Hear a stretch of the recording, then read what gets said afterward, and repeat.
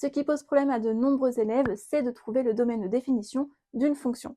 Ici, on a une fonction f définie par f de x est égal à ln de 3x moins 4 sur 5x plus 2, et il nous faut donc trouver son domaine de définition que l'on notera du coup df. Lorsque l'on cherche le domaine de définition d'une fonction, on se pose en fait la question quels sont les x qui peuvent avoir une image f de x par cette fonction f. En mathématiques, nous n'avons pas beaucoup d'interdictions et au lycée, on voit en fait 3 interdictions qui peuvent vous aider à trouver le domaine de définition d'une fonction. Récemment, nous avons vu les interdictions avec la fonction ln, puis avant ça, nous avons vu les interdictions avec la racine carrée, et encore avant ça, nous avions vu les interdictions avec le quotient. Pour le ln, il nous faut absolument avoir une valeur strictement positive à l'intérieur du ln.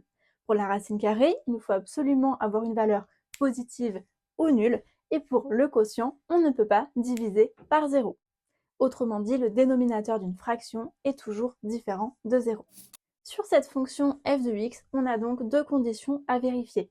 D'une part, il nous faut que 3x moins 4 soit strictement supérieur à 0, et d'autre part, il nous faut que 5x plus 2 soit différent de 0.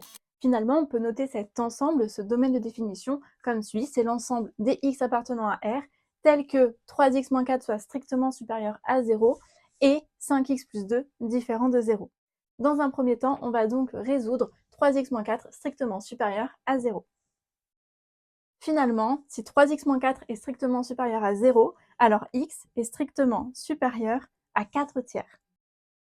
Et pour la deuxième condition, si 5x plus 2 est différent de 0, ça veut dire que x est différent de moins 2 cinquièmes. Et là, on constate qu'il y a quelque chose qui est plutôt cool. En fait, moins 2 cinquièmes, il est inférieur à 4 tiers. Donc finalement, ces deux conditions n'en sont qu'une. Il suffit de dire que x est strictement supérieur à 4 tiers. On se retrouve donc avec un domaine de définition qui est 4 tiers plus l'infini. Voilà tout pour ce domaine de définition. Si tu as des questions, n'hésite pas à les mettre en commentaire et je te dis à bientôt pour une prochaine vidéo.